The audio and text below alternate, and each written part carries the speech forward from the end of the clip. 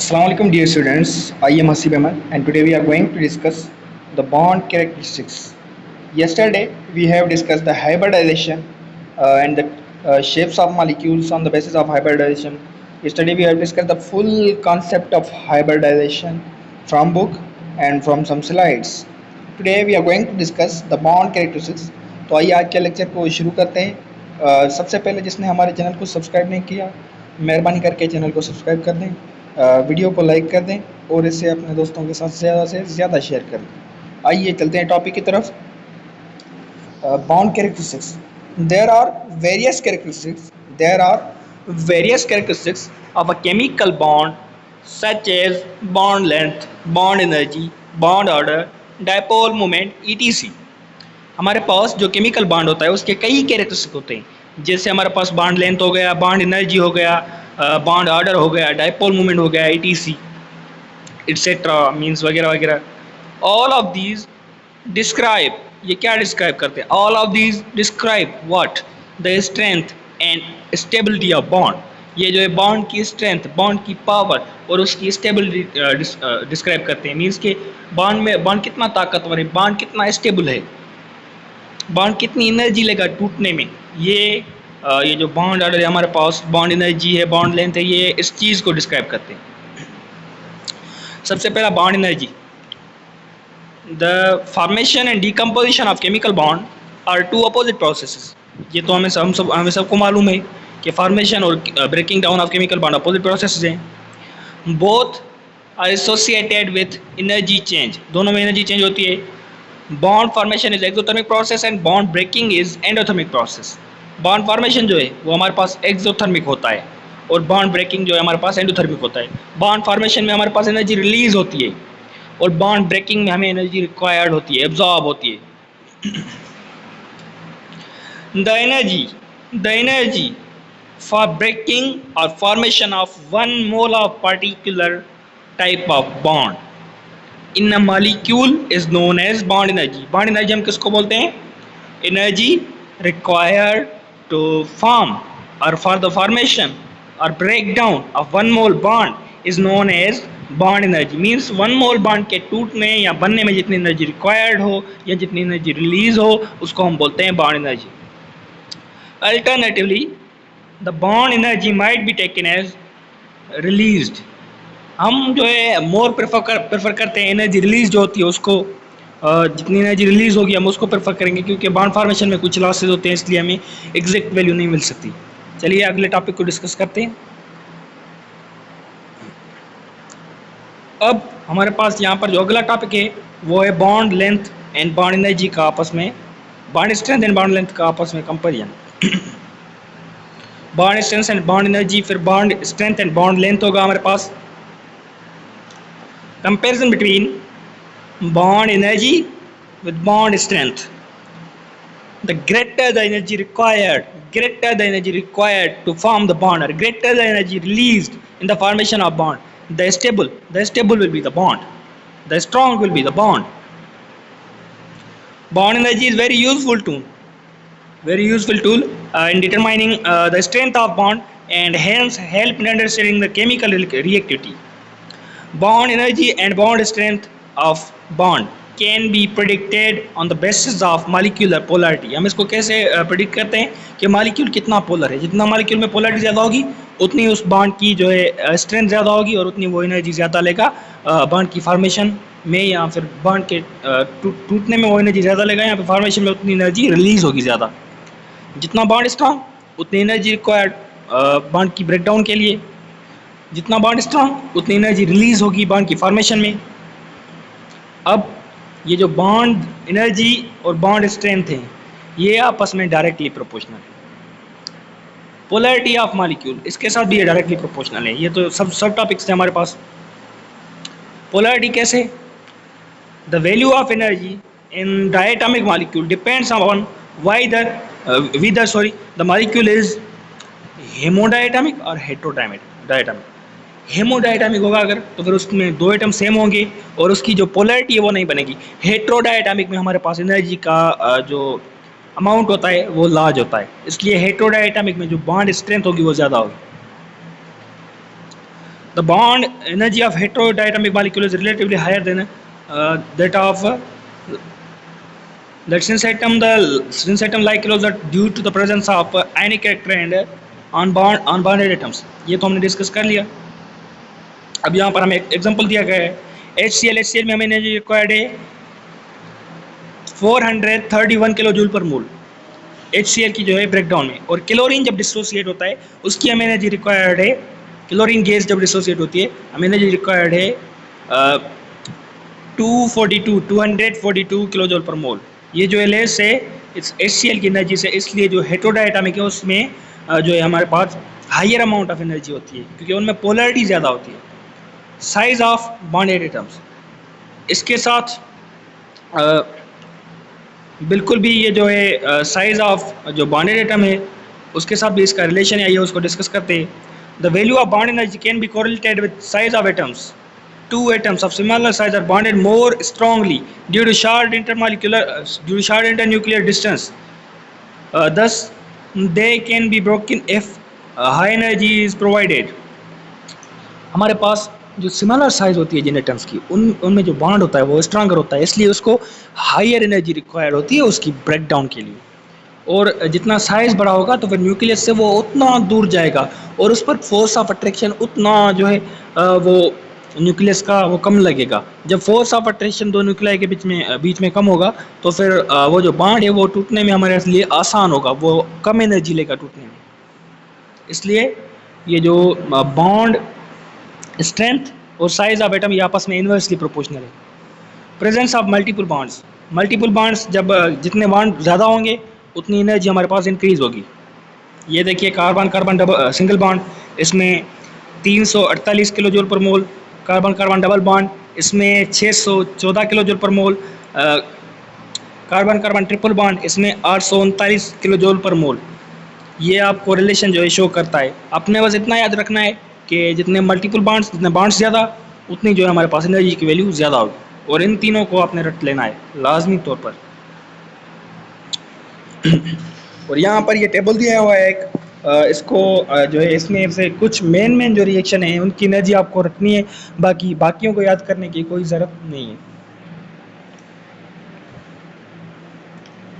अब आ गया हमारे पास bond length. The distance between two atoms, the distance between two nuclei of two bonded atoms in a molecule is known as bond length. जितना भी distance होगा two covalently bonded nuclei के, two covalently bonded atoms के nuclei में, उसको हम बोलेंगे bond length. Bond length, ये जो बॉन्ड लेंथ है ये बॉन्ड एनर्जी के साथ इन्वर्सली प्रोपोर्शनल होता है. Bond length is inversely proportional to the bond energy.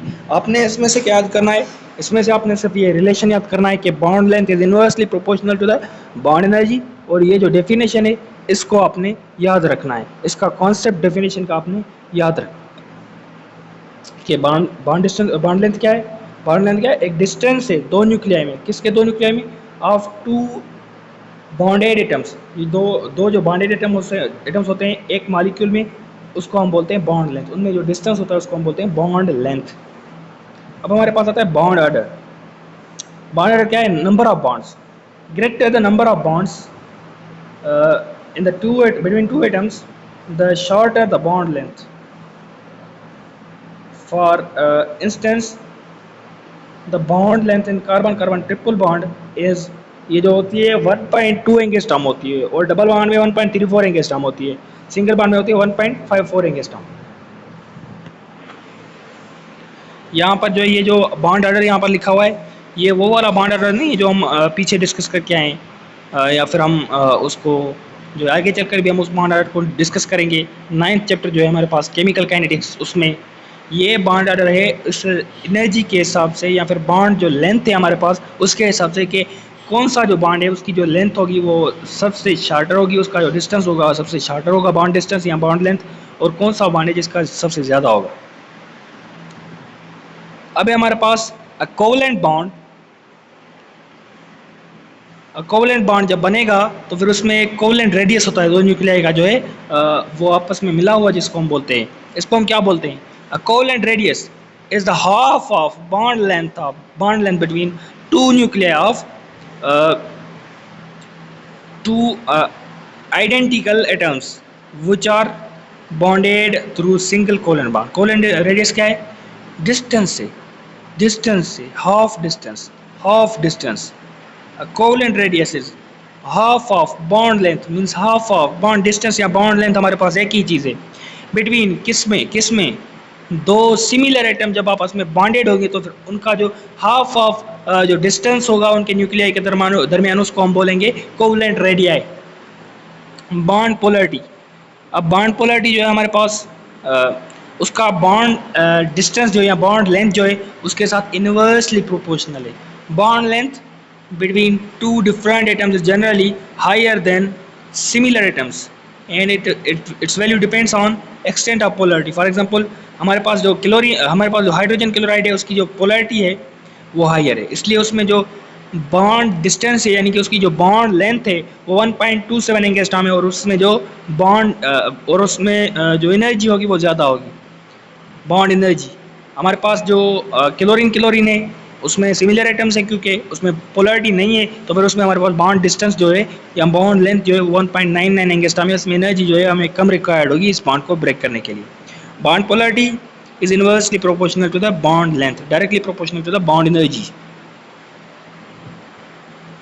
फिर आ गई ये टेबल, इसमें से आपको सिर्फ carbon single bond, double bond और ट्रिपल बॉन्ड इसका जो ये डिस्टेंस है ये आपको याद होना चाहिए और एक्सीडेंटल तौर पर आपको जो क्लोरीन का डिस्टेंस है बस ये याद होना चाहिए और ये एनर्जीज आपको इन चार एलिमेंट की याद होनी चाहिए. आयनिक character of covalent bond, ionic character भी हमारे पास ऐसे ही बनता है जैसे हमारे पास डिफरेंट एटम्स होंगे उनमें पोल्स बनेंगे तो फिर हमारे पास आयनिक कैरेक्टर बनेगा. आयनिक कैरेक्टर कैसे बनता है? जिनमें डिफरेंट एटम बने होंगे जिस मॉलिक्यूल में तो फिर उसमें चार्जेस डेवलप होंगी, partially positive and partially negative charge. जितना बॉन्ड डिस्टेंस कम होगा उतना हमारे पास आयनिक कैरेक्टर जो है वो ज़्यादा होगा. एक जो एटम हो उसकी इलेक्ट्रोनेगेटिविटी बहुत हाई हो और दूसरे की बहुत लो हो तो फिर यहाँ पर हमारे पास आयनिक कैरेक्टर जो है वो मैक्सिमम होगा. हाइड्रोजन फ्लोराइड में हमारे पास आयनिक कैरेक्टर जो है वो मैक्सिमम होता है. इस थ्योरी को पढ़ने की कोई ज़रूरत नहीं है, बस आपको ये जो कॉन्सेप्ट है ये याद कर लेना है कि आयनिक कैरेक्टर है क्या. ये जो है development of partially positive and partially negative जो चार्जेस होती हैं इनकी जितनी इंटेंसिटी होगी मींस बॉन्ड जो लेंथ है वो जितनी कम होगी उतना मॉलिक्यूल में जो आयनिक कैरेक्टर है वो ज़्यादा होगा और ये आयनिक कैरेक्टर डायरेक्टली प्रोपोर्शनल है बॉन्ड एनर्जी के. आयनिक कैरेक्टर सबसे ज़्यादा किसका है?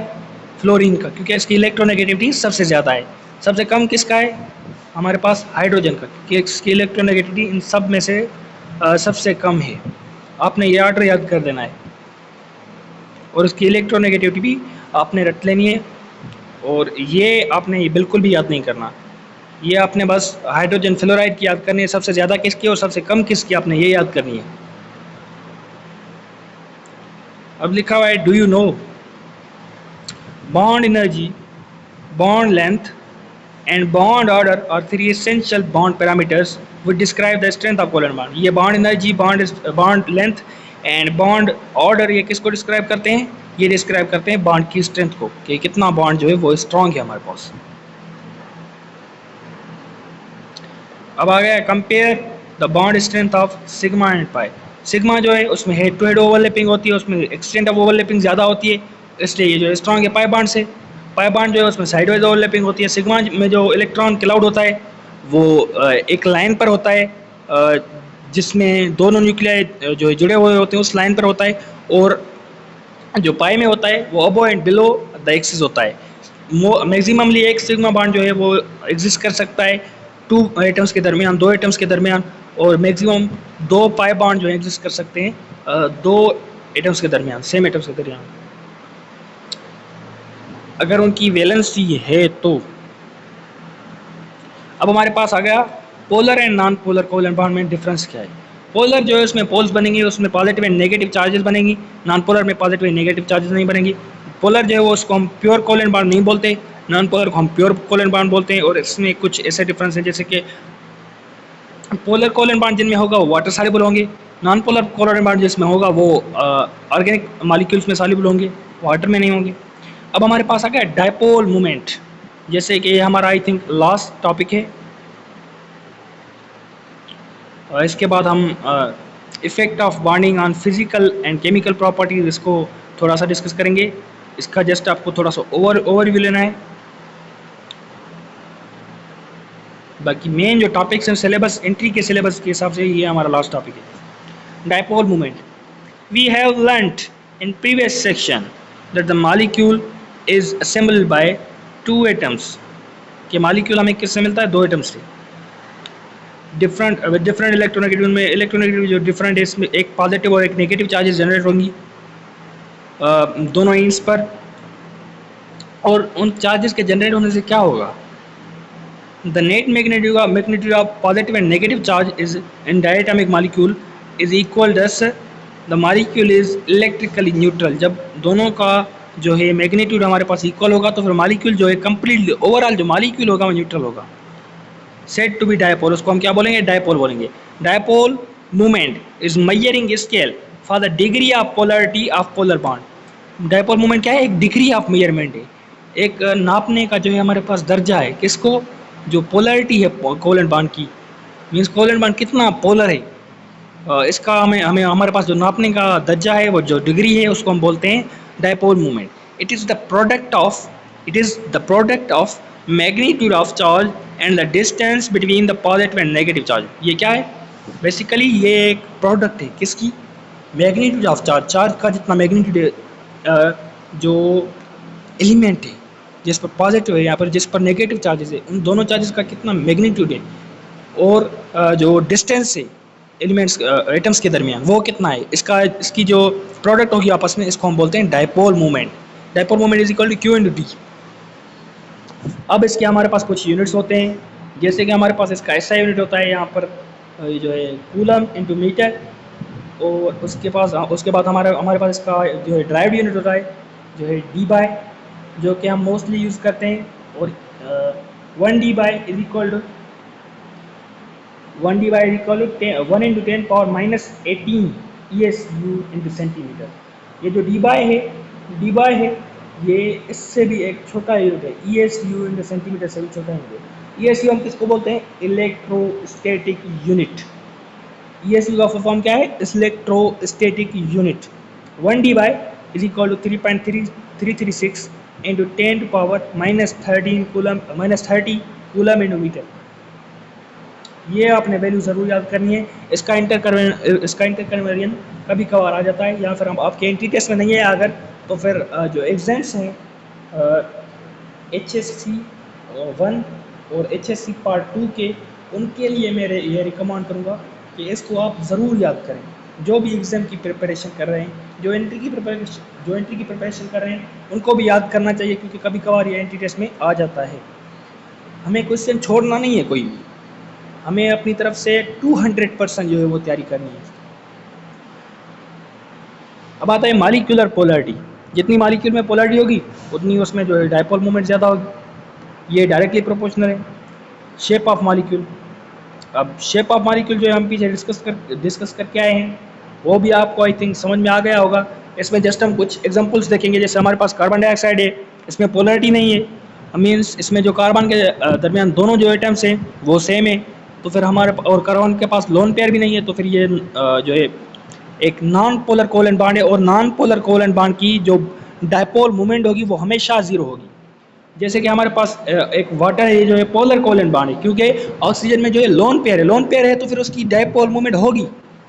आपके पास आपसे exact value of dipole movement नहीं पूछेगा, आपसे पूछेगा कि इसकी जो डायपोल मूवमेंट है ये ज़ीरो है या फिर ग्रेटर देन ज़ीरो है। फिर आपको कुछ जो पैरामीटर्स हैं वो यूज़ करने होंगे, जैसे कि जिसमें लोन पेयर हो, जिसमें असाइमेट्रिकल एटम्स हों, या फिर जिसमें जो है डिफरेंट एटम्स हों कोवेलेंट बॉन्ड में, तो फिर वो कहलाता है हमारे पास पोलर कोवेलेंट बॉन्ड, और उसमें जो है हमारे पास डायपोल मूवमेंट होती है। जिसमें सिमिलर एटम्स हों, सारे सिमिलर, या फिर जिसमें लोन पेयर ना हो और साइमेट्रिकल कोवेलेंट बॉन्ड हो, मीन सारे जो उसमें अराउंड एटम्स हैं वो सिमिलर हों, उसमें जो इलेक्ट्रोनेगेटिव डिफरेंस है वो ज़ीरो आता है, और उसको हम बोलते हैं उसकी जो डायपोल मूवमेंट है वो ज़ीरो होती है। तो फिर आपको ऐसे ये कॉन्सेप्ट आपको यूज़ करके वहाँ पर MCQs को सॉल्व करके आना है। अब ये देखें, जैसा कि हमारे पास वाटर है, वाटर में ऑक्सीजन के पास लोन पेयर है तो फिर इसकी डायपोल मूवमेंट होगी। अमोनिया के पास भी है, इसकी भी डायपोल मूवमेंट होगी। HCl इसमें तो दो डिफरेंट एटम्स है, इसकी भी होगी। HBr इसमें भी डिफरेंट है, HI इसमें भी डिफरेंट है, H2S इसमें भी डिफरेंट है, और मिथाइल क्लोराइड इसमें भी हमारे पास डिफरेंट एटम्स हैं, और इथेनॉल इसमें भी हमारे पास डिफरेंट एटम्स हैं। और यहाँ पर जो है हमारे पास OH ग्रुप जो है वो पोलर है, उस पर वैसे ही नेगेटिव चार्ज होती है, तो फिर इसकी तो डायपोल मूवमेंट होनी ही चाहिए। और हमारे पास कार्बन डाइऑक्साइड आता है, इसमें सिमिलर एटम्स इसमें नहीं है। और हमारे पास आता है कार्बन डाइसल्फाइड, इसकी भी जो है वो ज़ीरो होगी क्योंकि इसमें भी सिमिलर एटम्स है। मीथेन ये जो है साइमेट्रिकल है, इसमें सारे एटम जो कार्बन के अराउंड है वो सेम है, तो फिर इसकी भी डायपोल मूवमेंट जो है वो ज़ीरो होगी, और H2 इसकी भी ज़ीरो होगी। अब हमारे पास आता है which of the following molecule have dipole movement, in each case give the reason for answer. Methyl trichloride इसमें होगी क्योंकि ये इसमें जो एटम्स है वो डिफरेंट है, ये असाइमेट्रिकल है, इसलिए इसका रीज़न ये है कि असाइमेट्रिकल है। और हमारे पास आता है सल्फर डाइक्लोराइड, इसमें भी होगी क्योंकि सल्फर के पास लोन पेयर है, इसका रीज़न ये है। वाटर इसमें भी होगी क्योंकि ऑक्सीजन के पास लोन पेयर है, इसका रीज़न ये है। कार्बन डाइऑक्साइड इसमें नहीं होगी क्योंकि इसमें जो है पोलरिटी नहीं है और इसमें सेम एटम्स हैं, और सेंट्रल एटम के पास जो है वो लोन पेयर भी नहीं है। अब हमारे पास effect of bonding on physical and chemical properties. अब हमारे पास आता है effect of bonding on physical and chemical properties. जैसे कि हमारे पास सॉल्युबिलिटी हो गया, इसकी मैं सिंपल ट्रिक आपको समझाता हूँ कि लाइक डिजॉल्व लाइक, अगर पोलर होगा तो फिर वो पोलर मॉलिक्यूल में सॉल्वेंट होगा, नॉन पोलर में सॉल्वेंट होगा। ठीक है, हमारे पास होता है लाइक डिजॉल्व लाइक। जैसा आपको ये याद रखना है, तो ये जो है मसला ये आपका हल हो गया। Solubility of polar substance in polar solvent ये होगी, बहुत ज़्यादा होगी। जितना मॉलिक्यूल पोलर होगा उतनी उसकी वाटर में सॉल्युबिलिटी वो ज़्यादा होगी, वाटर या फिर कोई और भी पोलर कंपाउंड हो। Solubility of non polar in polar ये हमारे पास बहुत कम होगी, बहुत कम होगी। किसी में तो फिर अप्रॉक्सीमेटली ये ज़ीरो होगी। कोई भी चीज़ हकीकतन जो है इक्वल टू ज़ीरो या इक्वल टू 100% नहीं होती, अप्रॉक्सीमेटली हमारे पास, मैं अप्रॉक्सीमेटली का वर्ड यूज़ कर रहा हूँ। 3 solubility of non polar in non polar ये बहुत ज़्यादा होगी। नॉन पोलर में सॉल्युबल होता है, लाइक डिजॉल्व लाइक, जैसा आपको ये याद रखना है। अगर पोलर है तो पोलर में सॉल्युबल होगा, अगर नॉन पोलर है नॉन पोलर में सॉल्युबल होगा। Chemical reaction take place by breaking existing bonds and formation of new bonds. Chemical reaction कैसे होता है, एग्जिस्टिंग बॉन्ड जब ब्रेक होता है और न्यू बॉन्ड हमारे पास फॉर्म होते हैं। Breaking of bond requires energy, जो बॉन्ड ब्रेकिंग है वो हमारे पास एनर्जी उसको रिक्वायर्ड होती है। The stronger the bond in the reactant reactant molecule, the higher the energy needed for breaking a bond। जितना बॉन्ड स्ट्रांग होगा उतनी एनर्जी हमें ज़्यादा जो है उसकी ज़रूरत पड़ेगी उसको तोड़ने में। Since the atoms in polar covalent molecule are held more firmly, जब हमारे पास पोलर कोवलेंट बॉन्ड होगा वो मोर हमारे पास स्ट्रांग होगा, उसमें जो एटम्स हैं ज़्यादा मजबूती से बॉन्डेड होंगे। So high bond dissociation energy is required to proceed the reaction। तो फिर हमें क्या होगा, रिजल्ट्स क्या होंगे, हमें एनर्जी हाई रिक्वायर्ड होगी रिएक्शन, दूसरा रिएक्शन करवाने के लिए, उसका बॉन्ड जो है वो तोड़ने के लिए। The feasible of chemical reaction is determined by having information of bond energy and bond energy required to break the total number of reactant and molecules and bond energy release in formation of total number of product molecules. इसका हम अंदाज़ा कैसे लगाते हैं, तो कि हमें reaction कैसे करवाना है, हमें इसका अंदाज़ा लगाते हैं बॉन्ड एनर्जी से। बॉन्ड एनर्जी जितनी ज़्यादा होगी रिएक्टेंट और प्रोडक्ट को तोड़ने में, या जितनी रिलीज़ होगी, तो फिर हमारा जो बॉन्ड है हमारा जो बॉन्ड है एग्जिस्टिंग वो उतना स्ट्रॉन्ग है, और हमें जो है एनर्जी उतनी नीडेड होगी दूसरा रिएक्शन करवाने के लिए या फिर दूसरी जो है प्रोडक्ट बनाने के लिए। अब हम नेक्स्ट लेक्चर में इंशाल्लाह इसके MCQ सॉल्व करेंगे। जिसने चैनल को सब्सक्राइब नहीं किया मेहरबानी करके चैनल को सब्सक्राइब कर दें, वीडियो को लाइक कर दें और इसे अपने दोस्तों के साथ ज़्यादा से ज़्यादा शेयर करें।